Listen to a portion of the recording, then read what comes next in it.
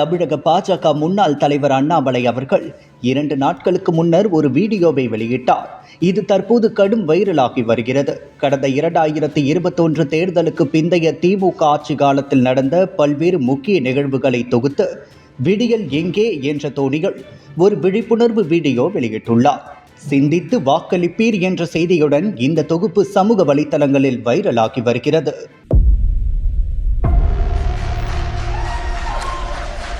முத்துவேல் கருணாநிதி ஸ்டாலின் என்னும் நான்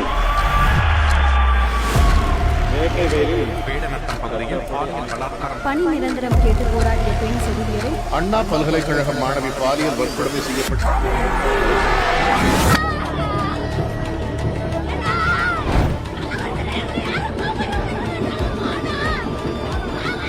புதுக்கோட்டை மாவட்டம் வேங்கை வயலில் குடிநீர் தொட்டியில் மலம் கலக்கப்பட்டு ஒரு தீண்டாமை கொடூரம் அரங்கேற்றப்பட்டது. பேசணும் கூப்பிட்டு என் பிள்ளைய மிளகாப்பொடிய கண்ணில் எரிஞ்சு அருவாள் எடுத்து வெட்டிட்டான். இது ஆணவ கொலை.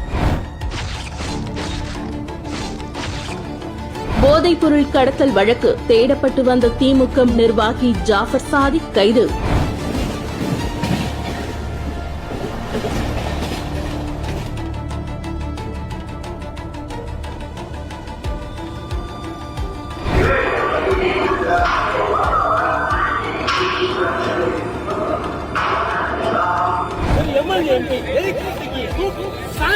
தூத்துக்குடி மாவட்டம் வேடநத்தம் பகுதியில் மாணவி ஒருவர் பாலியல் பலாத்காரம் செய்யப்பட்டு கொலை செய்யப்பட்ட நிலையில் கண்டுபிடிக்கப்பட்டார்.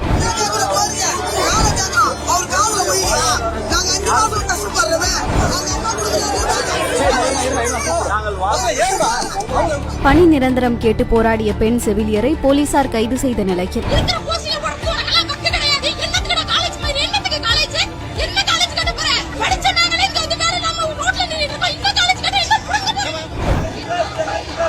ஐந்தாவது நாளாக இடைநிலை ஆசிரியர்கள் தொடர் போராட்டத்தில் ஈடுபட்டு வரக்கூடிய நிலையில் சென்னை அண்ணா பல்கலைக்கழக மாணவி வன்கொடுமை செய்யப்பட்ட வழக்கில் சிக்கிய திமுக நிர்வாகி ஞானசேகரன் அப்போது ஒரு சாரிடம் பேசியதாக பாதிக்கப்பட்ட மாணவி புகார் அளித்திருந்தார். 2 வயது பெண் குழந்தை பாலியல் வன்கொடுமைக்கு ஆளாக்கப்பட்ட திமுக இளைஞரணி நிர்வாகி கோவை விமான நிலையம் அருகே கல்லூரி மாணவி கூட்டு பாலியல் வன்கொடுமை. நாங்குநேரி இரட்டை கொலை சம்பவம்.